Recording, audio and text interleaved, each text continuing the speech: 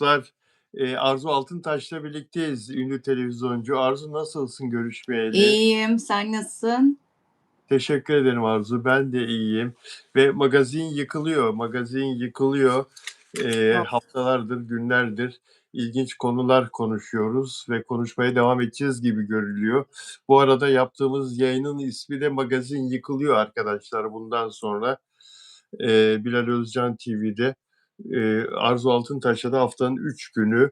Ee, Bugün pazar, pazartesi ve perşembe Arzu'ylayız. Biliyorsunuz arkadaşlar. Saat 15'te yarın saat 15'te Onur Akay'la Afram özel yayını yapacağız arkadaşlar. Saat 15'te bir yarım saat canlı yayın yapacağız. Onur Akay vakit bulamadı. Cumartesi günü yapamadık. Ee, Arzu Altıntaş'la saat 18'de yarın yayınımız. Normal magazin yayınımız. 15'te de Onur Akay'la yarın Afram kendi ismini koydu. Onur Akay'a göre Afram bitmedi, devam ediyor. Afram özel yayın yapalım Bilal abi dedi. Hay hay dedim. Bunu ileriki dakikalarda yine bir tekrarlarız. Yeni yayına katılacak olanların da bilgisi olsun. Arzu, biliyorum çok konuşmak istediğin konular var. Ozan Güven'in yaşadıkları, Afra Saraçoğlu'nun havalimanı olayını seninle konuşamadık. Ondan sonra dün Kanye West konserinde kendisiyle yapılan röportaj. Ama istersen biz daha başka bir yerden başlayalım. Nereden başlayalım? Ya Emre Altuğ demiş ki Emre Altuğ, eski eşi Çağla Şikel'in yeni bir sevgilisi var ya, Hı hı. Mertcan Tunca, Çeşme'de çocukla samimi pozlarını gördük. Çağla Şikel'in, Emre Altuğ'un 2 çocuğunun annesi, boşandığı eşi. Onun Çağla'nın ilişkiye başlamasıyla ilgili benim de sevgilim var demiş. Benim de sevgilim var. Yani bu rahatlık, modernlik, ne var bunda Bilal Bey? Yani gayet doğal. Ne dersin? Ben çok doğal buluyorum bu tarz şeyleri. Kimse kimseyle doğmadı, kimse kimseyle de ölmek zorunda değil. Bunlar artık çok eskide kaldı. Bilakis modern toplumda modern ailelere örnekler. Çünkü görüyoruz insanlar birbiriyle ayrılma aşamasına geldiğinde artık diğer karşı taraftakini öldürme aşamasına geçenler var toplumda. O benimdir, benle yaşadı, benle ölecek diye. Tabii ki modern toplumlarda böyle olur. Yani birlikte bir çocukları var, ömür boyu yüz yüze bakacaklar. Yani birkaç çocukları var daha doğrusu. Yüz yüze bakacaklar. Olması gereken budur ama tabii bizim toplumumuzda bu ne genişler, bu ne rahatlık vesaire diye yorumlanacak. Bunu da biliyorum. Ama yani iki kişi arasında sevgi, aşk bitebilir. Bitmiş de. Bittikten sonra çocuğun varsa da yoksa da o kişi arkadaşın formatına geçiyor. Arkadaşını da kıskanmazsın. Arkadaşının ilişkisi hakkında da konuşabilirsin diye düşünüyorum. Ama sen herhalde tam zıttını düşünüyorsun değil mi? Sen ne kadar modern görünsen de içinde bir maço yatıyor gibi. Yo, yo. Ya, hayır, hayır. Ben, duygusal bir insan olduğum için, ya, aşırı duygusalım bu konularda. Ben ister istemez Emre Altuğ'un bu evlilik biterkenki, durumu gözümün önüne geldi. Emre istemiyordu boşanmak. Boşanmanın kaçınılmaz olduğunu çok iyi biliyordu. Birbirlerine, saygıyı kaybetmemek için. Sevgi bitmişti, aşk bitmişti. Saygıyı her gün kavga ettiklerini duyardım o zaman. Saygıyı da kaybetmemek için, yani çocukları da sağlıklı büyütebilmek için Emre de istemeye istemeye razı olmuştu. Sonra hep üzülen taraf hep o oldu, yani acı çekmeye devam etti. Hatta maddi krizler falan yaşadı üzerine, büyük krizler yaşadı, iflas etti falan. Bir bar açtı, otel açtı, battı Çeşme'de falan.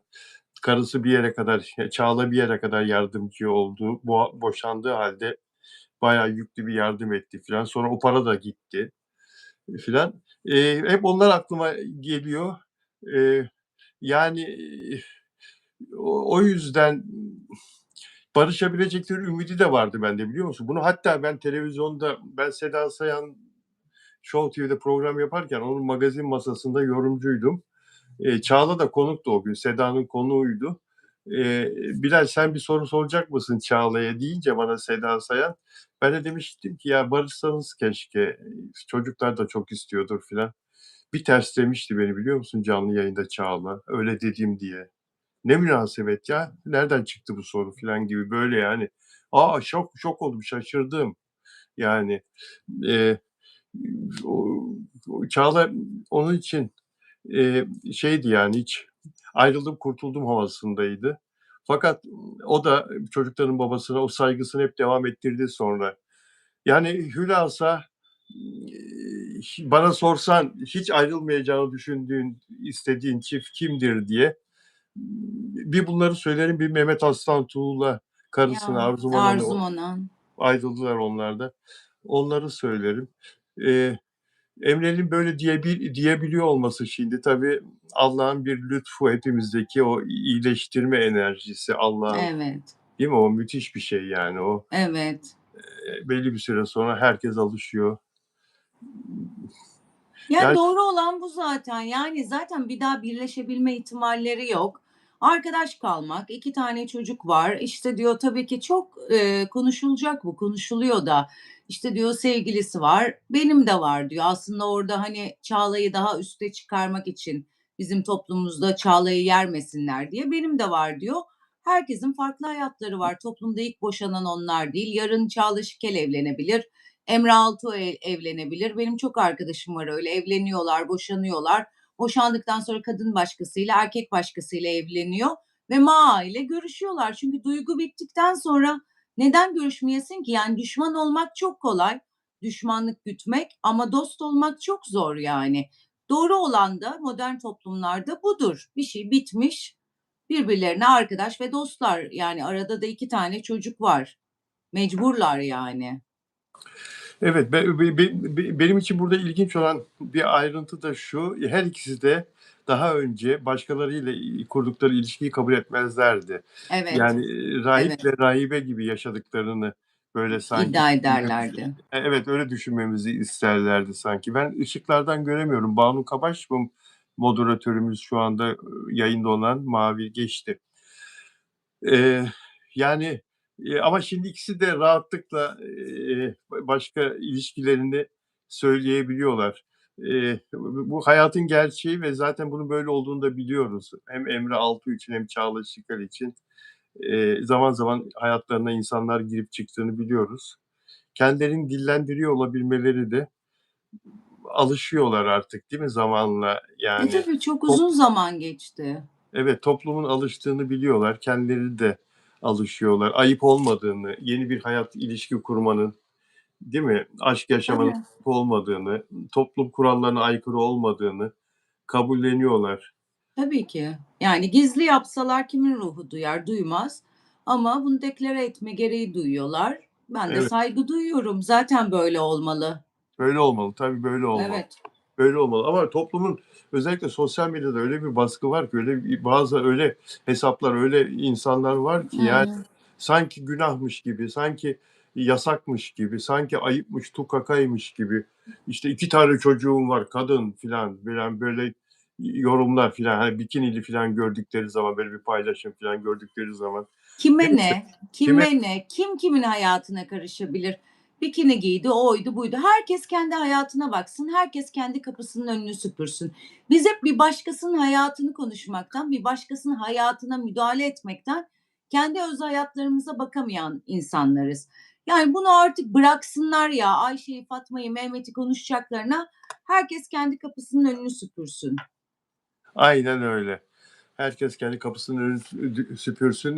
Dostlar, Afra Saraçoğlu'nun Sevgilisi Kaçtı diye bir, takvim gazetesinin haber küpürünü gördüm. Kullandım bugün. Bilal Özcan Official Story'de kullandım. Afra Saraçoğlu'nun sevgilisi kaçmış. Bu konuyu da konuşacağız. Afra Saraçoğlu'nun sevgilisi kaçtı diye gazete haberi var. Konuşacağız. Ben de oraya tutun yeni enişte kaçıyor diye yazdım. Bunun ayrıntısını konuşacağız. Selvin işi sağlam burada mı? Moderatörüm Selvin işi sağlam. Meral bildiği yanlışlıkla sildim demişti. Demin burada moderatör arkadaşlardan birini gördüm ama ismini okuyamıyorum. Sen okuyabiliyor musun? Hangi moderatör arkadaş yayında Arzu?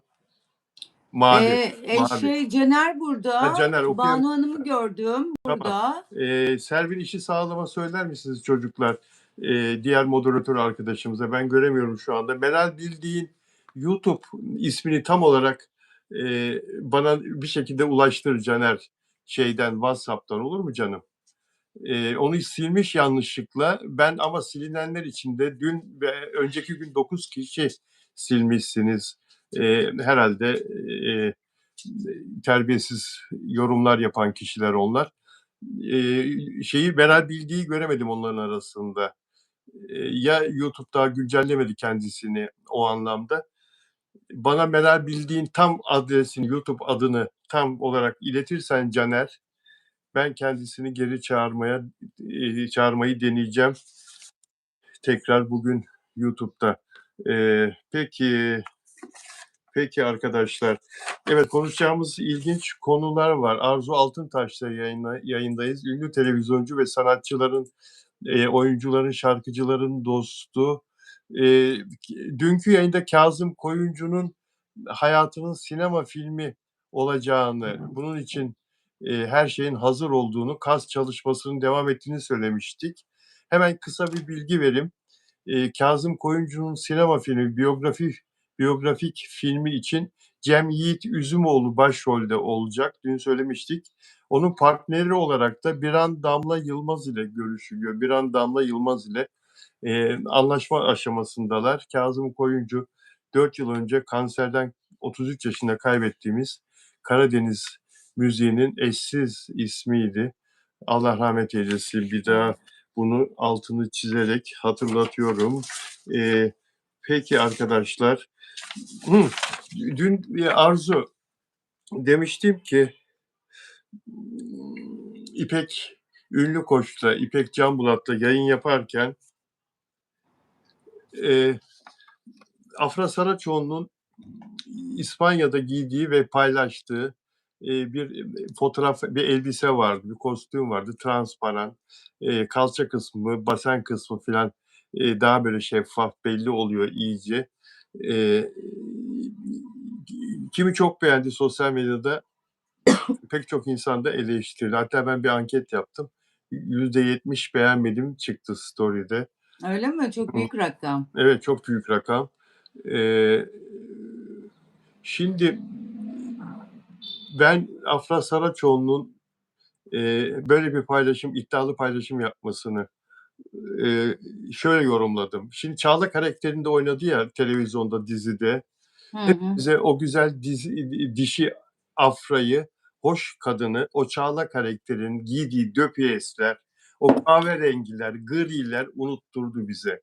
Unutturdu o ceketler, uzun etekler. Dişi Afra gitti, orada bambaşka bir Afra, Çağla karakterini canlandırırken hiçbir şekilde özüne dönemeyen bir Afra Saraçoğlu. Diziyle ters düşmemek için olsa gerek, dişiliğini hiçbir şekilde öne çıkaramayan, zaten müsaade etmezler.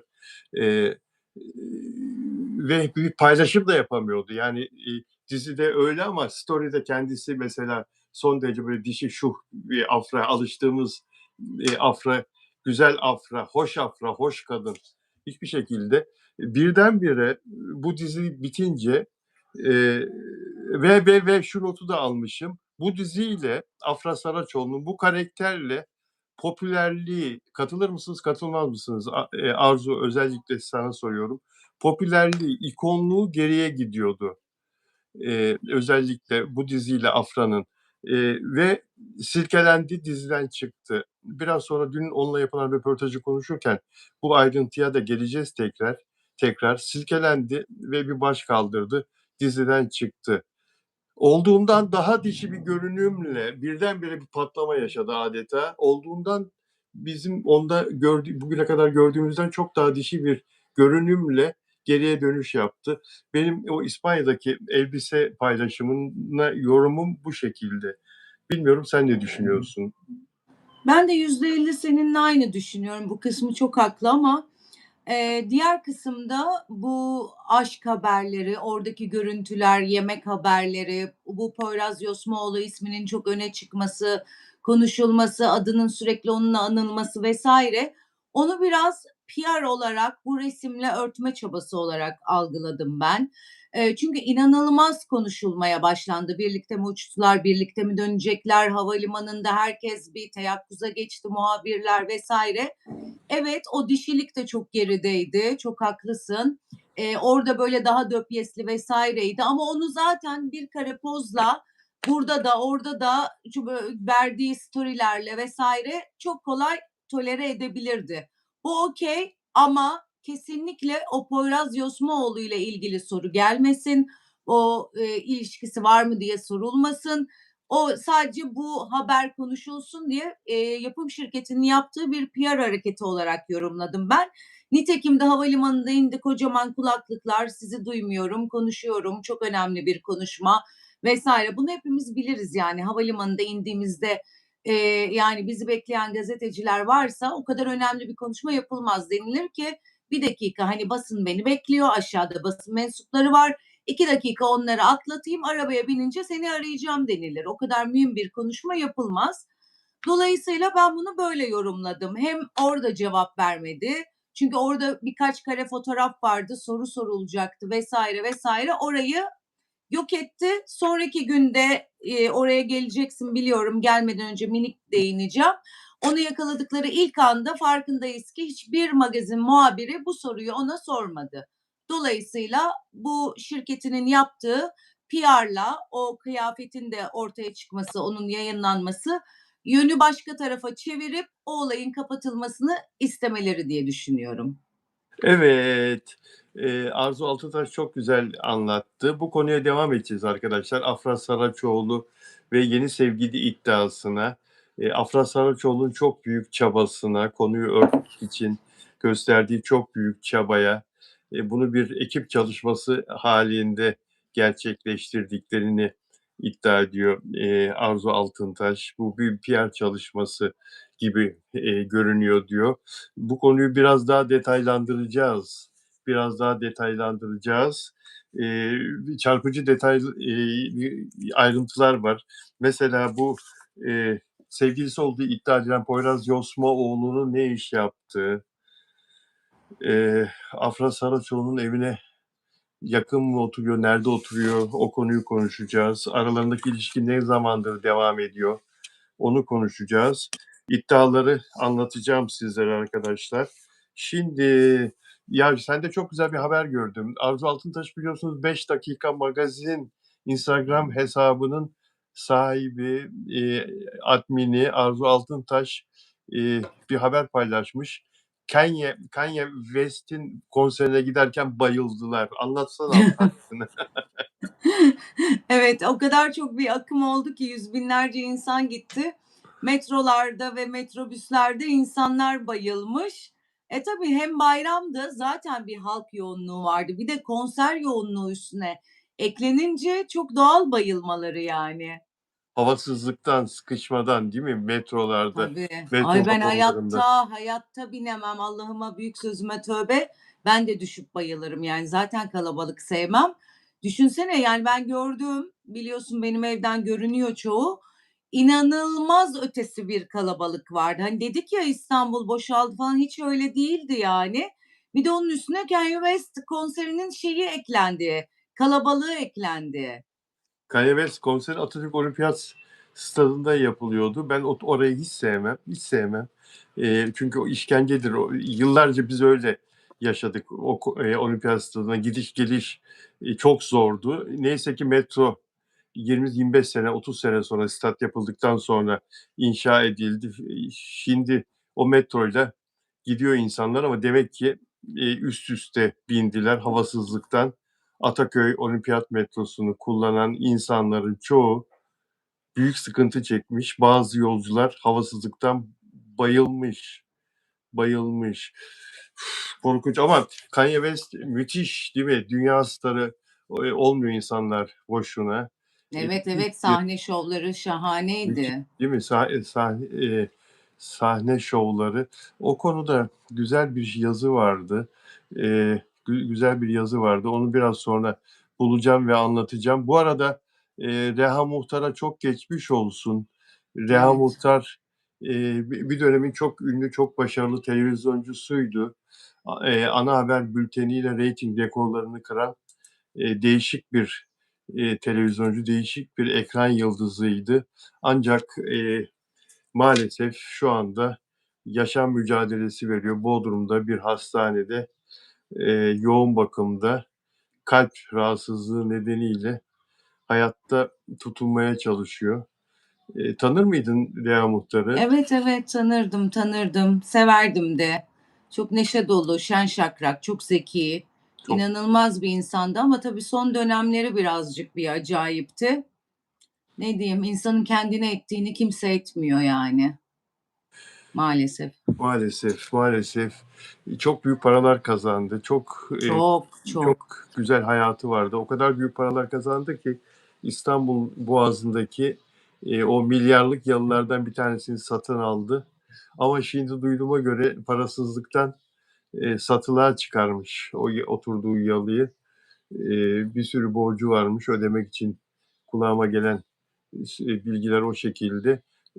Fakat, tabii onu alkol maalesef bu hale getirdi. Başta alkol olmak üzere düzensiz hayat onu bu hale getirdi. Bunu yakınlarının söylediği, zaten bizim de tanık olduğumuz bir sürü olay.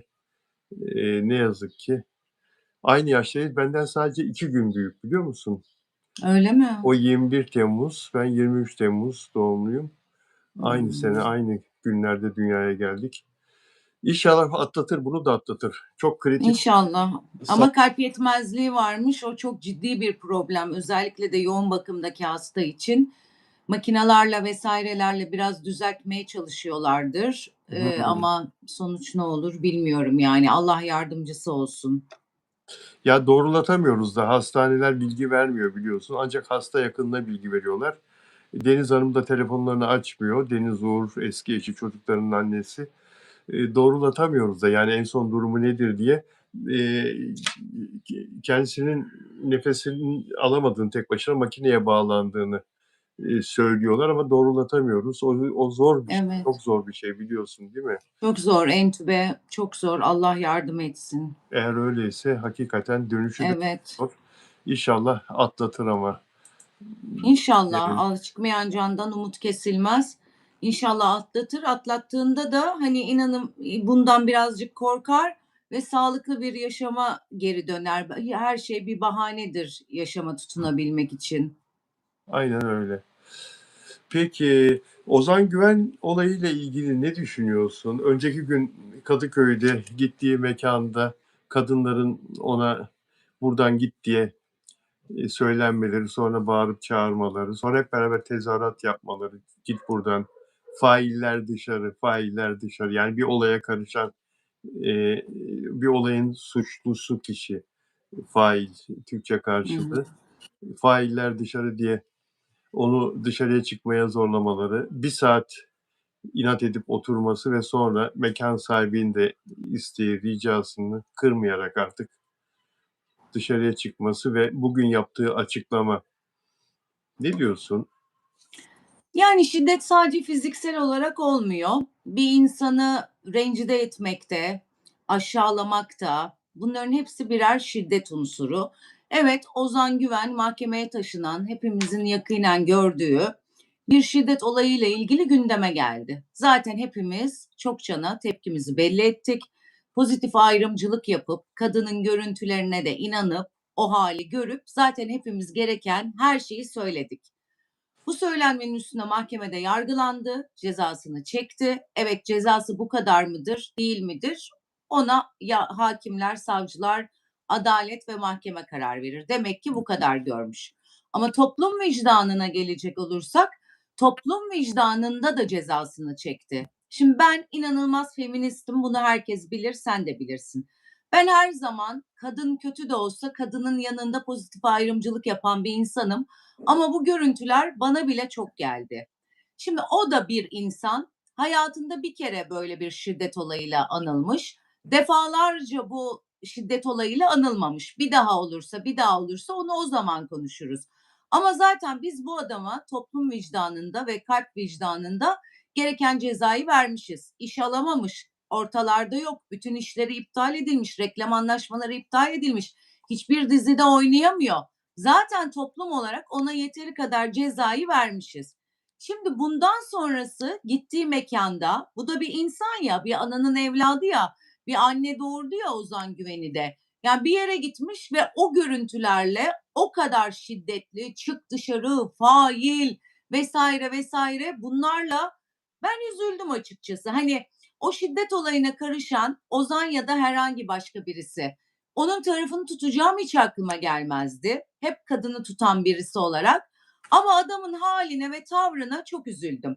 Şimdi bir, ünlülüğün getirdiği orada bir oto kontrol var. Herhangi bir şey yapsa, şimdi gelip bana yapsa birisi öyle, derim ki ya bir yürü git derim, iteklerim yani. İkinciyi yapsa daha fazla bir şey gösteririm. Adam şimdi ünlü, bir şey de yapamıyor. Orada yaptığı her şey onu çok negatif duruma, zaten negatifken daha da negatif duruma düşürecek. Yani insanların da buna onu yapmaya hiçbir hakları yok. Yapanlar da adaletle ilgililer diye haberler gördüm. Bilmiyorum doğru mu? Yani bana çok saçma geldi ama bu olayda bence hepimizin şurasında bir Ozan Güven acısı vardı. Ya bak böyle oldu, öyle oldu, bunu yaptı falan. Ben bu olayda Ozan Güven'in tarafını tuttum. Gerçekten yazık, gerçekten günah.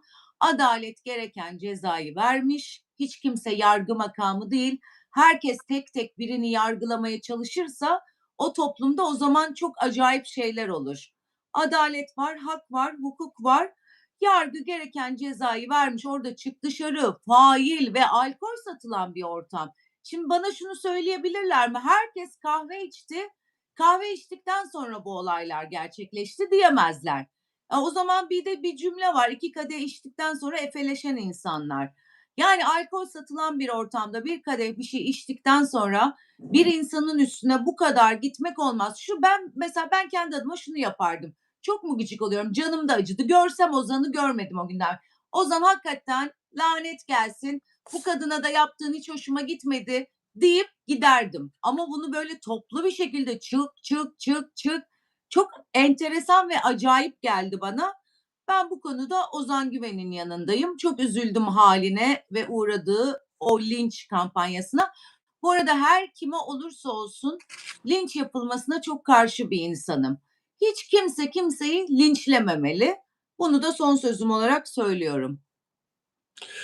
Ozan Güven önceki gün yaşananlarla ilgili bir açıklama yaptı. O açıklamada sadece önceki akşam yaşananları kendi bakış açısıyla ne hissettiğini, ne düşündüğünü, kendisinde yarattığı Evet. üzüntüyü, kederi anlattı.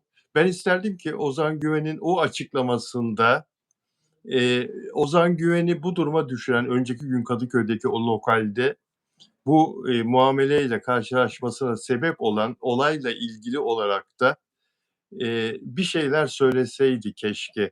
Yani o konuya da bir girseydi keşke. O olayla ilgili, o konuyla ilgiliydi insanların tepkisi. Kadına şiddet uygulamış ve bundan dolayı kasten yaralama suçundan ceza almış, kadını kasten yaralama suçundan ceza almış ünlü bir insanı görünce insanlar orada önce herhalde kişisel tepkiler falan, sonra koro halinde, sonra genişledi, büyüdü. Ve başını yanına kadar da gidip böyle ona böyle tacizde Ne bulunmaları falan, münasebet onlar yani, ne hoş değildi tabii. münasebet. Hoş değildi ama Ozan Güven o konuya da girseydi keşke. Bu bir fırsattı toplumla kendisine karşı olan kişilerle barışması için, kendisini ifade etmesi için bir fırsattı. Bu belki yarın yapar bunu, belki öbür gün yapar ama bir basın toplantısı yaptı zaten ama basın toplantısından da e, kadını savunanlar rahatsız oldular. Ozan Güven'in hiç konuyu üzerine almamasını. Ondan özür dilemiyorum ama sizleri meşgul ettiğim için üzgünüm filan. O kadından özür dilemiyorum yani diye söylemesi filan. İnsanlar bundan da tabii irite olmuşlardı. Bunu da hep söylüyorlardı. Yani hoş olmayan bir şey fakat ben bu açıklamasını duyunca, Ozan Güven'i okuyunca daha doğrusu bana ekibinden yolladılar açıklamayı hemen. Çünkü ben bir gün evvel video çekmiştim ve kadına şiddet uygulayanlara ibret olsun demiştim. Ozan Güven'in yaşadığı bu olay. Kadınlar tepki gösteriyorlar demiştim. Ama tabii ki ben bu açıklamayı yaptığım zaman bazı videoları görmemiştim. O başına gelip bir kadının ki o avukatmış galiba, Ozan Güven'e kafasının artık bir metre bile mesafe yok. Yanında dışarı çıkması için sürekli olarak bağırması filan. Sen bir şey söyledin, çok haklısın. Yani orada Ozan Güven çıldırmadı. Çıldırabilirdi Evet, de. Tepki gösterebilirdi de. Hepimiz, herkes insan. Onlar çok fazlaydı. O çok fazlaydı. Hakikaten çok fazlaydı. Ya ileriden bağırıyorsunuz. Tamam. Çıkmadı o da oturdu. Devam edin siz de hayatınıza. O da devam etsin. Mehmet Aslantuğ'la sohbetine ne yapacaksa. İşi buraya vardırmak falan bunlar ya şu çok çarpıcı. Ben de insanım diyor ya. Ben de insanım diyor. Ben bunu okuyunca hakikaten bir durdum yani. Bu cümleyi okuyunca. Ben de bir insanım diyor ya. Hani bana niye bunu yaptınız anlamında. Zaten benzer bir sürü söz söylüyor. Bilal Özcan Official'da paylaştım arkadaşlar. Açıklamasının genelini orada okursunuz. Çok mantıklı kendini ifade etmiş. Bu arada bana da bir şey geldi, bilgi geldi ekibinden. O gün yayınladığım videoyla ilgili bir mesaj geldi. Bana ileten o mesajda oyuncunun konuyla ilgili kendisine açılan 5 dava olduğunu, 5 davadan 4'ünden beraat ettiği ve tartışma sırasında eliyle tuttuğu bir abajur, kavga ettiği kızın elinde abajurun bir ucu bunda. Abajur mahkemece silah sayıldığı için ceza aldı Ozan Güven'in. Bunu vurguluyorlar. Özellikle bunu vurguluyorlar. Ben de bunu bana gelen bu bilgiyi aktarmak istiyorum. Yani ortada bir suç var ve mahkeme bunu suçunu vermiş. 6 yıl sonra toplum içinde bu şekilde ötelenmesi, dışlanması, dışlanması, taciz edilmesi e, yani hiç doğru değil. doğru değil. İnsanların söylediği bu. Peki geçmiş olsun diyelim biz ona ve şiddete uğrayan tüm kadınlara geçmiş olsun diyelim. Umarız bir daha böyle şeyler yaşanmaz. İnşallah. Her iki anlamda da bir daha böyle şeyler yaşanmaz. Beğen yaparsanız mutlu oluruz arkadaşlar. Ve bizi abone olarak izlerseniz seviniriz. Şunu tekrarlayayım. Yarın saat 18'de Arzu Altıntaş'la Magazin Yıkılıyor yayınını yapacağız arkadaşlar. Yine yarın 18'de normal şekilde Arzu Altıntaş'la yayın yapacağız. Saat 15'te, yarın 15'te Onur Akay'ın isteği üzerine Afram özel yayını yapacağız Onur Akay'la. Saat 15'te arkadaşlar canlı yayın yapacağız. Yarın saat 15'te Afram özel yayını yapacağız. Hepinizi bekliyorum. Yarınki her iki yayına da herkesi bekliyoruz. Süreyya Hanım burada mı? Süreyya Diker, özel abonem Süreyya Diker. Peki Nelida Manzano Arjantin'den. Nelida Hanım geldi mi? Delfina Dimasio Şili'den. Delfina Dimasio'yu da göremedik ve Marta Gomez yeni abonem Marta Hanım, Marta Gomez. Zannedersem Latin Amerika'dan kendisi ama henüz tanışamadık Marta Hanım'la. Fakat moderatörlerimin üçü de burada. Değil mi? Görüyorum. Üçü de burada. Moderatör arkadaşlara merhaba. Senin ışıkların geldi galiba. Görmüyorsun ışıktan. Işıklarım geldi. Senin tavsiye ettiğin ışıkları aldım. Evet, Göremiyorum. güzel görünüyor. Teşekkür ederim. Teşekkür ederim. Güzel bunlar, evet. Güzel. Bunların bir büyüğünü de alacağım şimdi inşallah Eylül'de. Bodrum'da ışığa çok ihtiyaç olmuyor. Bodrum'a gideceğim 15-20 gün sonra. Yazın oradayız.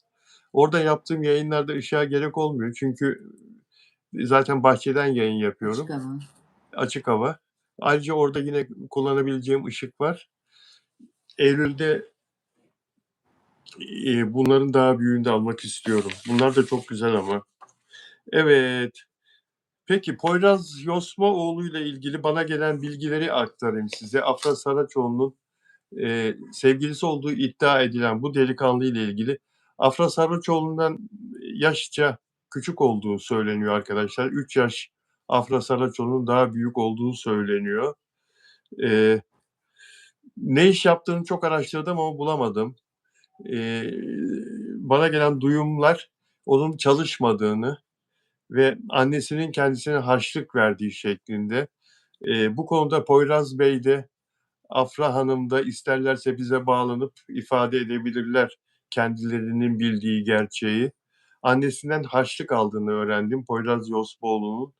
Annesi sosyetenin bilinen isimlerinden, babası kocasından ayrılmış zamanında ve annesi ona Bebek'te bir bekar evi açmış. Afra Saraçoğlu'nun evine yakın mesafede oturuyor. Bebek'te oturuyor Poyraz Yosmoğlu ve dayısı da sosyetenin tanınan bilinen bir dişçisi olduğu söyleniyor arkadaşlar.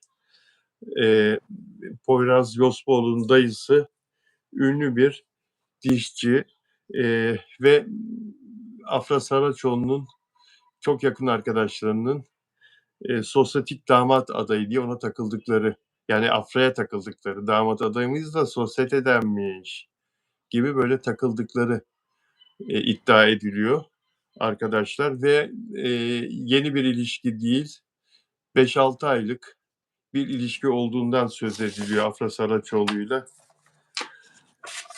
arasındaki. Yani yaş farkına çok önem verilmez değil mi böyle gençlik ilişki? Çok da değil zaten 3 yaş. Ya artık yaş maş kimsenin yaşı maşı kalmadı ya. Kimse çok dikkat etmiyor, bakmıyor. Erkeğin de zaten daha ufak olanı makbul. Kendi yaşıtları erkekler geç olgunlaştığı için kadınlar kendi yaşıtı adam bulduklarında olgunlaşmamış oluyor. O yüzden bilemedim yani ben yaşa maşa takılmıyorum. Öyle mi? Erkeğin küçüğü mü makbul yaş olarak? Kadınlar Öyle diyorlar. Seda Sayan da biliyorsun idolümüz. O yüzden her zaman onun izindeyiz. Her zaman küçük adam daha makbuldür. her Seda zaman ablamızın bir bildiği vardır yani. ya her zaman küçük adam daha makbuldür dedi. Şimdi arkadaşlar Seda Sayan'a da selam olsun. Atina'daydı bayram tatilinde kocasıyla birlikte. Döndüler mi? Ama yarın programı var, dönmüştür. Evet. Ee, Şimdi arkadaşlar peki şeyi konuşalım ya. Dilan Çiçek Deniz bir sevgili yaptı ve sevgilisinin bir paylaşımı var.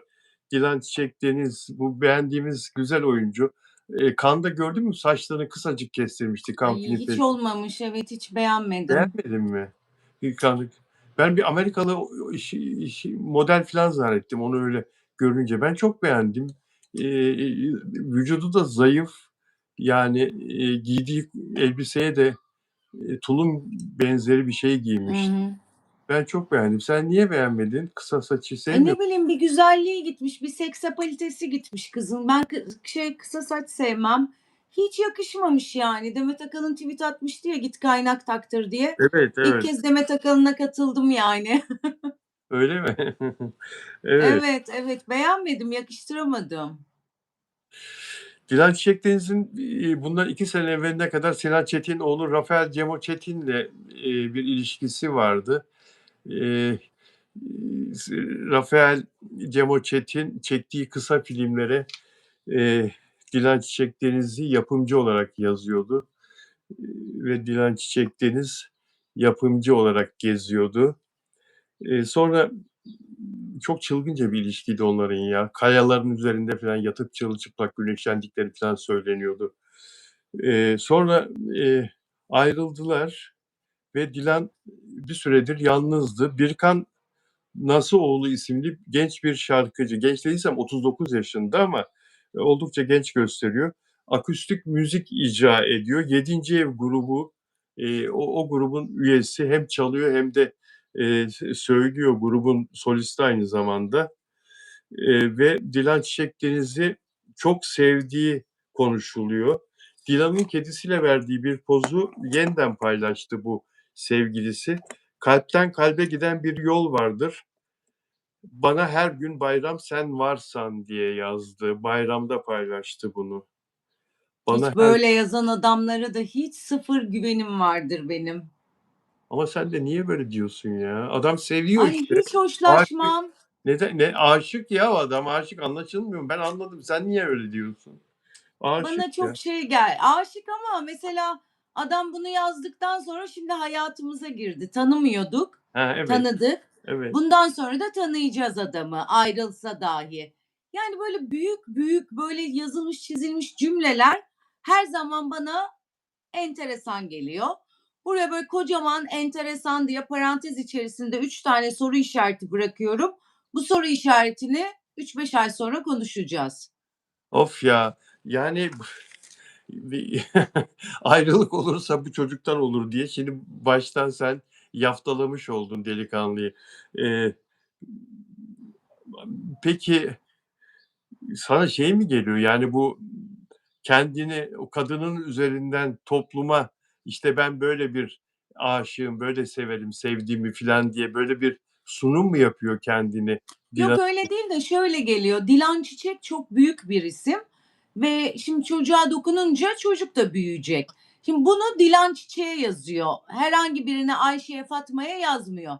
Ayşe'ye, Fatma'ya yazdığında yine soru işareti olur. Çünkü ben öyle büyük cümleler kullanan adamlara her zaman şüpheyle bakarım. Burada Dilan Çiçek'e yazıyor. Çünkü bunu yazdığında bu ortaya çıkacak ve aynı böyle konuştuğumuz gibi magazin olayı olacak. Tabii ki Dilan Çiçek de aşıktır. Şey de yapmak istemiyorum hani aman sadece bundandır falan değil. Ama bu da bir faktördür yani Dilan Çiçek'e yazmasının önemi. Bu büyük ve süslü cümleleri yine diyorum parantez açıyorum. 3 soru işareti bırakıyorum konuşacağız diyorum. Evet. Ya, inşallah, bir ayrılık olmasın ya. Gitsinler, bir nişanlansınlar, evlensinler. Dilan Çiçek, Deniz de artık, yani, hep hayal kırıklığı, hep ayrılıklar yaşıyor. Ben hayal kırıklığı bak ben duygusalım dedim ya sana. Ben bakınca başkasının hayatındaki ayrılığa, hayal kırıklığı yaşadığını düşünüyorum. Düşündürtüyor bu hayat bana. Hâlbuki Dilan Çiçek Deniz belki de göbek atarak ayrılıyor. Öyle değil mi? Yani, mesela Ne hayal kırıklıkları yaşadık. Artık hiç kimseyi hiçbir hayal kırıklığı mahvetmiyor. Evet, bir müddet üzülüyoruz, sonra geçiyor yani. O kadar çok hayal kırıklığı yaşadık ki kadınlar olarak ve erkekler de tabii ki. Artık hiçbir şey bizi inan üzmüyor yani. Yani, mesela, çok ünlü bir, eee, İzlandalı yönetmenle adam Avrupa'da reklam şirketlerinin, Avrupa'nın en önemli reklam şirketlerinin yönetmenliğini yapıyor. İşte, BMW'ler çekiyor, Mercedes'ler çekiyor, beyaz eşyalar çekiyor filan, reklamlar. Ülke ülke geziyor. İngiltere'den arıyorlar, gidiyor oraya bir 10 gün çalışıyor. İtalya'ya gidiyor, orada bir 10 gün bir reklam çekiyor Sicilya'da. İstanbul'a geliyor, burada Alcida'nın çıkardığı yeni bir ürünü çekiyor filan. Kola çekerken Dilan Çiçek Deniz'le tanışıyor. Dilan Çiçek Deniz oynuyor kola reklamında. Bundan 10 sene kadar evvel ve ondan sonra gönlünü alıyor kızın. Kız da o zaman yalnız. Biliyorsun sen de hikayeyi ama bilmeyenler için Evet. anlatıyorum. Eee, ve Dilan Çiçek Deniz'e çıkma teklif ediyor. Dilan Çiçek Deniz de adamı çok beğeniyor. İzlandalı, sportman, iri yarı, yaşça büyük ama çok karizmatik filan. Beyaz saçlı, benzetmek gibi olmasın bana benziyor saçları filan. Eee, ve adam da Dilan'ı kaybetmemek için evlenme teklif ediyor. Nasıl teklif ediyor? Fatih Köprüsü'nden giderken aniden sağa çekiyor. Bir yüzük ayarlamış, çıkarıyor ve köprüye diz çöküp ama sonra evlenmediler. Sonra ayrıldılar ve adamın meğersem 3 tane çocuğu varmış. Adam evliymiş İzlanda'da. Böyle tufalara da geldi kızcağız ve yıkılmıştı biliyor musun? Çok kavgalar ediyorlardı evli olduğunu öğrendiği zaman. Kül tablası fırlatmıştı adamın kafasına. Şeyde Arnavutköy'de Boğaz'da bir balıkçıda. Balıkçının sahibi de arkadaşım oradan biliyorum filan. Böyle şeylerin içinden çıkıp geliyor. Şimdi belki de durulmuştur ya. Durgun bir hayattır şu anda. Bu da mı evli yoksa? Bekardır ya. Bekar, bekar, Birkan nasıl? Ha, 39 yaşında. 39 yaşına bekar. kadar bir erkek bekâr kalmayabilir ha. Belki başından geçmiştir, bitmiştir. Neyse canım, neyse. Ne kadar da detay konuşuyoruz, değil mi? Bekar kalmıştır çünkü artık erkekler evlenmiyor. O yüzden, yalnızlığı seçiyorlar, bekârlığı. Bence bekâr kalmıştır. Duymadık. Yani zaten adamı şimdi duyduk da hayatıyla ilgili ya da müzik grubuyla ilgili hiçbir bilgimiz yoktu. Şimdi öğrendik. Yani ilgi alanlarımız içerisinde değildi. Tabii ki bilenler vardır, ilgi alanı içerisinde olanlar ama biz magazin camiasının pek ilgi alanında değildi beyefendi. Evet, gençler seviyor bu müzik grubunu. Gençler Hı seviyor. hı. Afra Saraçoğlu dün akşam Kanye West konserine gitti. Çok fazla ünlü isim oradaydı. Ne muhteşem bir konserdi, değil mi? Yani sahne Evet. filan müthişti. Her şey çok güzeldi. Ve orada konserden önce bir gün öncenin günahını çıkardı adeta. Bir gün önce gazetecilere numara yapmıştı ya telefonla konuşuyorum diye havalimanında sorularını duymamazlıktan gelmişti. Ve tabii ki burada senin söylediğin gibi ekibiyle beraber hemen bu önlem alınmış. Gazetecilerle öyle mini bir röportaj yap, gönüllüleri alınsın. Onlara bir malzeme vermiş olursun. Bir ağızlarına bir sus payı, bir pasta. Böyle dudağın üzerine böyle. Tamam ben rejim yapıyorum. Fazla yemem bu kadar yeter. Böyle bir şey. Ee, ve sanki röportajı yapan arkadaşlar soruları daha evvelden Afra ile kararlaştırmışlar gibi böyle. Ne hissettin röportajı izleyince? Ben direkt o hareketi gördüğümde "Nasılsınız, iyi misiniz?" diyor. Direkt havalimanındaki hareketlere bir özür diye düşündüm. İşte havalimanında geçiyor, kulağında kulaklık, işte diyor arkadaşlar biriyle konuşuyorum soru almamak için. Buraya çok tepki geldi. Hayranlarından da çok tepki geldi. Hayranı olmayanlardan da çok tepki geldi. Bunu biraz daha yumuşatma çabası olarak dönüyor, iyi misiniz diyor. Yanında kuzeni var, sakız çiğniyor. Onunla konuşuyor, bir şeye bakıyor falan. Yani Afra Saraçoğlu'nun öyle uzağa uzanıp da iyi misiniz demesi o gün yaptığımdan hatalıyım ve bunun özrünü diliyorum gibi geldi bana ki keza öyle de yani. Evet. Yani bu röportaj sırasında Kanye West'in en çok beğendiği şarkının Afra'ya sorulması doğal. Çünkü ortam Kanye West konseri. Yani. Sonra o Abi dizisiyle ilgili o diziden yeni çıktı. O diziyle ilgili bir sorunun gelmesi de hadi doğal ama orada şu geçmedi insanlara hiç. Soruyu soran gazeteci arkadaş anlaşmanız zaten bir sezon muydu filan gibi böyle bir soruyu bu şekilde sorması. Afra'nın da orada şaşırması.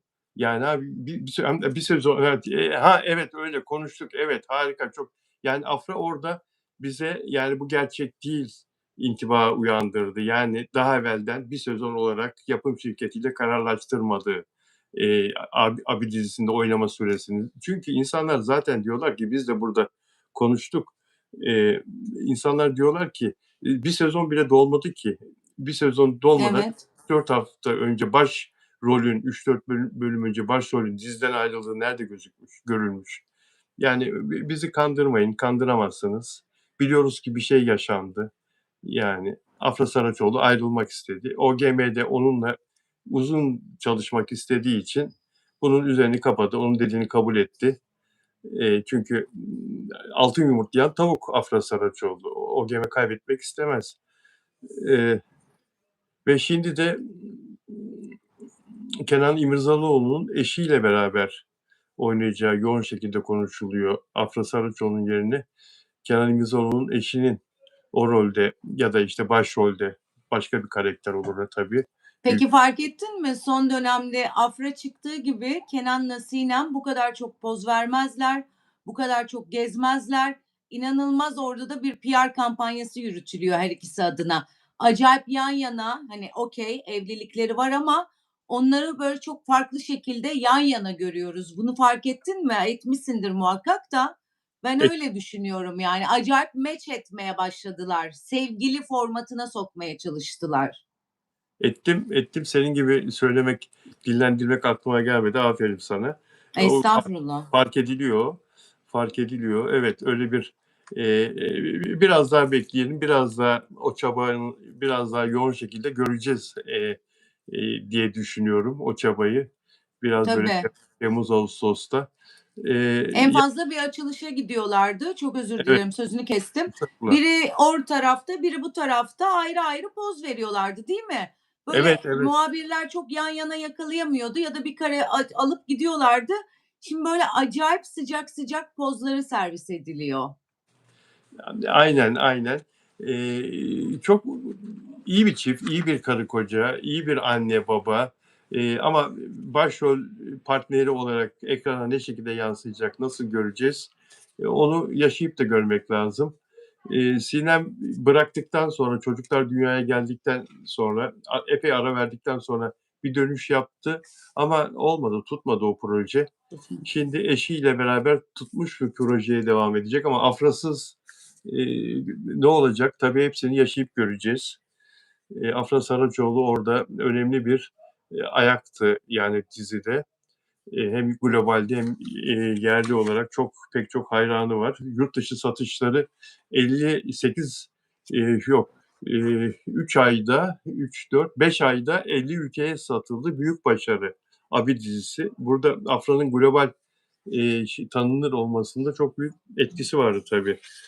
E, peki şimdi burada herkesin Afra Saraçoğlu'dan havalimanında da duymak istediği kendisine gazetecilerin birinci sormak istediği soru havalimanında Poyraz Yosmoğlu ile ilişkiniz var mı yok mu? İspanya'ya birlikte gittiğiniz iddia ediliyor. Orada birlikte yan yana fotoğrafınız vardı.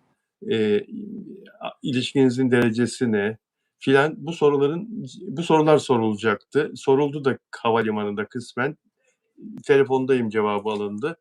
O çok çirkin bir şey oldu ya. O telefondayım olayı Afra Saraçoğlu için Evet, hiç hoş olmadı. hiç hoş olmadı. Yani o hakikaten hiç hoş olmadı. Yani insanlar şunu bilsinler. Hepimiz, ben de dahil, hepimiz şunu bilelim. Yani bizlerde beyin var.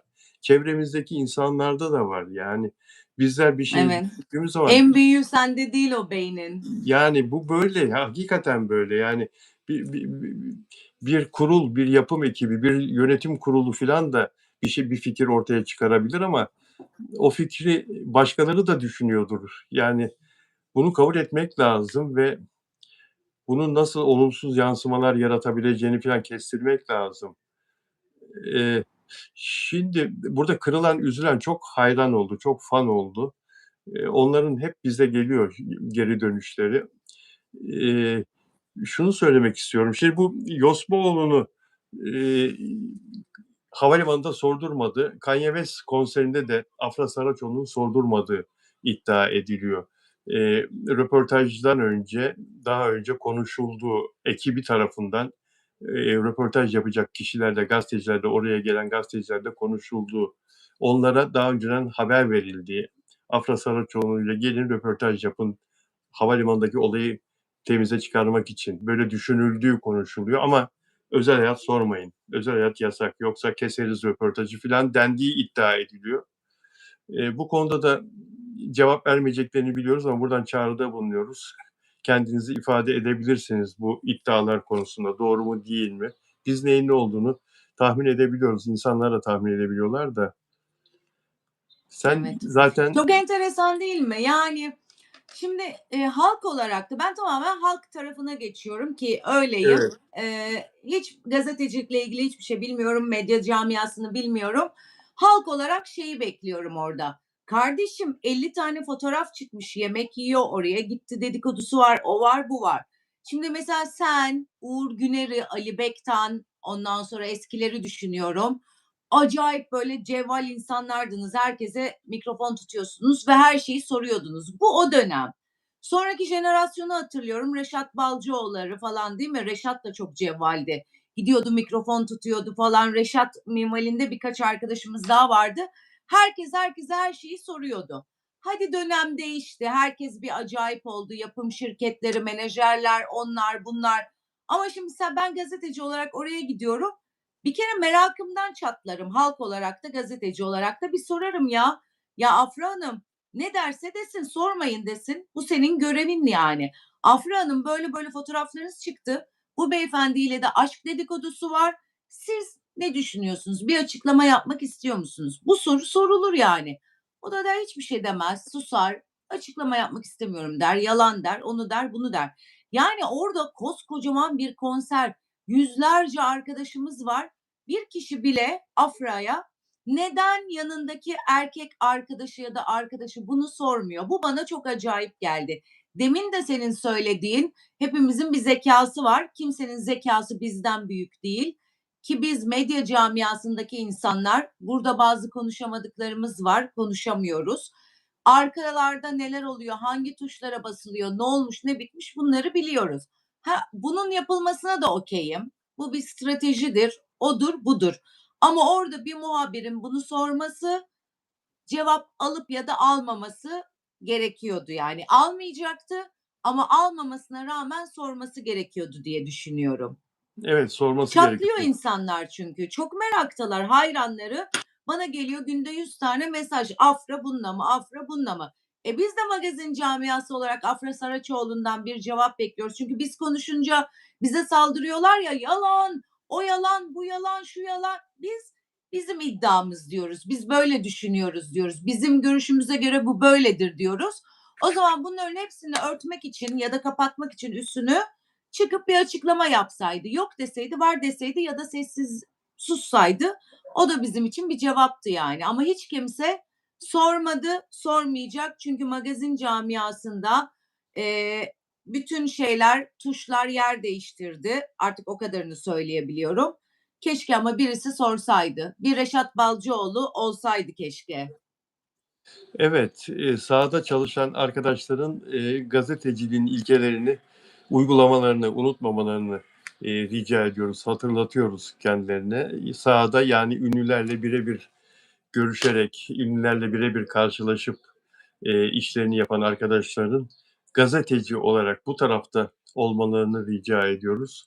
Ve halkın merak ettiği, milyonların merak ettiği soruları sormalarını diliyoruz, bekliyoruz. Yoksa muhabir arkadaşlar, gazeteci arkadaşlar içinde insanlar değişik şeyler yazıyorlar. Hayır diyorum, yazdığınız doğru değil, silin onu. Yazmayın öyle şeyler, öyle iddialar. Ben arkadaşlarıma öyle şeyler söyletmem diyorum. Savunabildiğim kadar savunuyorum ama çocuklar, siz de işinizi yaparken lütfen halkın merak ettikleri soruları sorun kardeşler, sorun. Hiçbir şey sizi korkutmasın, hiçbir şeyden çekinmeyin. İşinizi en Evet. iyi şekilde yapın. Çünkü bugünün yarını da var. Ya yarın da insanlar söyler, ya o soru sormuyordu ki. O ünlünün yardımcısı gibiydi, asistanı gibiydi, PR'ı gibiydi.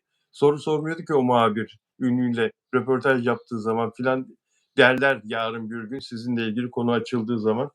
Onun için lütfen çok daha dikkatli olun. Arkadaşlar hakikaten gece gündüz çalışıyorlar.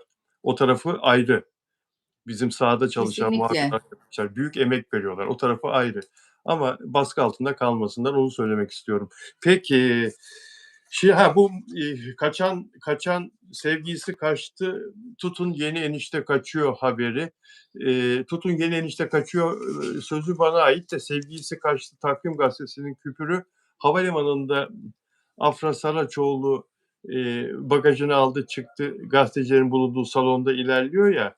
Elbette ki uçakta yan yana oturduğu, sevgilisi olduğu iddia edilen Poyraz Yosmaoğlu da onunla beraber çıktı, valizini aldı mutlaka. Fakat Afra, yalnız gördük Afra'yı. Hatta biz burada İpek'le konuştuk. Ben dedim ki Poyraz'a gitmedi gazeteciler. İsteseler de gidip Poyraz'ı arayıp orada onu mikrofon dayayıp soru cevap yaparlar. Hani rahatsız etmek istemediler. Oradaki arkadaşlar iyi niyetliydi. Afra'dan cevap alamadılar. Biz gidelim o adamı bulalım içeride. Onu bekleyelim, onu sıkıştıralım da diyebilirlerdi. Yapmadılar. Şimdi Hemen yaparım, hemen. Adamın yakasına yapışırım. Bak havalimanında olayım. Paçasına yapışırım yani. Yani, şimdi burada bu haberde de, bu irdelenmiş. Sevgilisi kaçtı diyorlar, ve bu haberi yapan, gazete araştırmış. Bir çıkış kapısı daha varmış galiba, o bagajsız yolcuların çıkış Evet. kapısı. Oradan bagajını bırakıp oradan çıkmış gazetecilerle karşılaşmamak için. Başka kapıdan kaçtı deniyor. Ya ünlünün de işi zor tabii. Yani yakalamak istemediği zaman, fakat samimi olmak gerekir ne olursa olsun, değil mi? Mesela Afra Evet, Saraçoğlu, Arzu şöyle yapabilirdi, değil mi? Yani dürüst bir şekilde çıkıp arkadaşlar soru soracaklar ya muhabirler, hoş geldiniz filan. Önce bir herkesin bayramını kutlarım. Sizlerin de çocuklar. Bayramınız mübarek olsun. Bizi izleyecek olanların da bayramı mübarek olsun. Özel hayat sorusu almıyorum. Özel hayat sormayın. Ondan sonra işlerle ilgili sorun. Arabaya gidelim. Yürüyelim bir yandan filan. Hani böyle arkadaşları da kırmadan, he, özel hayat sorusu almadan yine de orada birkaç soruya cevap verip gönlünü alırdı insanların, değil mi? evet, evet, çok daha natürel, çok daha iyi olurdu yani. Hani hiç gerek yoktu. Sadece gülecek, hani hiçbir şey mi demek istemiyor? Gülseydi her zaman yapmıyor muydu? Gülecek, Yapıyor, sessiz yapıyor. kalacak. Gülecek, sessiz kalacak. Telefonda biri var, koca kulaklık. Çok Saygı saçma say geldi bana Evet, bir de yani. saygı duyun diyor, biliyor musun? Saygı duyun diyor, konuşuyorum diyor. Önemli bir görüşme yapıyorum, saygı duyun. Çocuklar orada saygısızlıkla çocukları sanki böyle bir itham etme gibi. Yanlış yani. Bizim yıllardır bildiğimiz, alıştığımız Afra Saraçoğlu imajı birdenbire yıkıldı. Neler yazıyorlar bana? Ne oldu bu kadına? Evet, Balenciaga mıydı? Balenciaga. Balenciaga, Yves Saint Laurent, Gucci bağlandı, Bulgari bağlandı da mı değişti bu? Onlarla çalıştıktan sonra mı değişti? Bana soruyorlar. Anlatabiliyor muyum? İnsanlar ağzı torba değil ki büzesin. Neler yazıyorlar insan? Hayır diyorum ya, Afra Saraçoğlu değişmez diyorum. O zaman bu ne diyorlar ya? Bu ne diyorlar yani? Evet. Evet, gerçekten ne yani başka bir şey bulunamadı mı yani? Koca kulaklık, önemli bir görüşme yapıyorum falan. Kardeşim orada da seni bir haftadır dönüşünü bekleyen, işini yapmaya çalışan gazeteciler var yani. 2 dakika cevap verebilirsin. Vermek istemiyorsan da kulaklıkla gelip çok önemli bir görüşme yapıyorum demeye gerek yok. O ana denk geldiğine ben asla ve kata inanmıyorum. Asla yani. Ne olabilir ki yani? Ancak hani ne bileyim birinin vefat haberini alacaksın, bir şey olacaksın. O kadar büyük bir şey olması lazım o kulaklığın orada takılması için. O bir başından savma politikasıydı ama yanlış yapıldı. Gülüp cevap vermeyecekti. Acayip cool olurdu. O havası devam ederdi. Bu yanlış stratejik bir hataydı. Kim akıl verdi? Menajeri mi, yapım şirketi mi vesaire mi bilmiyorum. Ama çok yanlıştı yani itici oldu. Çünkü her zaman o böyle bıcı bıcı evimizin kızı ya böyle daha duru, daha temiz, ondan sonra temiz suratlı falan filan.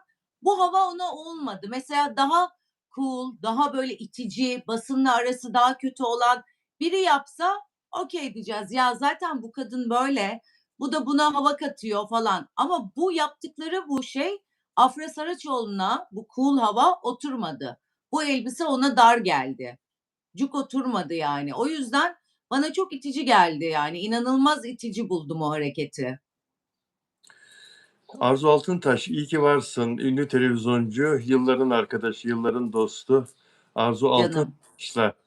Arzu yarın saat 15'te e, Onur özel Akay'la. Onur Akay özel bilgiler aldım. Bilal abi senin programında anlatacağım dedi. Yarın saat 15'te Afram özel yayını yapacağız Onur Akay'la. O istedi.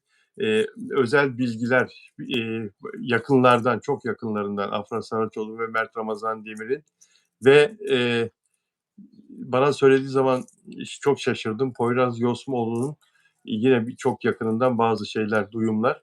Bunları konuşacağız saat 15'te yarın canlı yayında Onur Akay'la. 18'de yarın seninle yayın yaptığımızda Onur Akay'ın bana anlattığı bazı konuları sana soracağım, sana danışacağım. Senin de fikrini almak istiyorum. Ee, Yarın böyle bir gündemimiz olacak ve seninle diğer magazin konularını da konuşacağız. Böyle bir yarın yoğun magazin yayını yapacağız Arzucuğum. Çok teşekkür ediyorum Ben bugün teşekkür katkılarından ederim. dolayı. Herkese iyi hafta sonları. İzleyen herkese teşekkürler. Mutlu ve şahane bir hafta sonu geçirsinler. Son tatil günü. Yarın Kutlu Pazartesi başlıyor. Hepimize geçmiş olsun. Evet, hepimize geçmiş olsun. Peki, sevgiler. Görüşürüz. İyi yayınlar. Sağ ol. Dostlar, çok teşekkür ederiz izlediğiniz için. Lütfen abone olarak izlerseniz bizi, abone olursanız kanalıma memnun olurum. Ve beğen yaparsanız, çok eğer ilgi duyarsanız, arkadaşlarınıza tavsiye ederseniz kanalımı daha çok memnun olurum.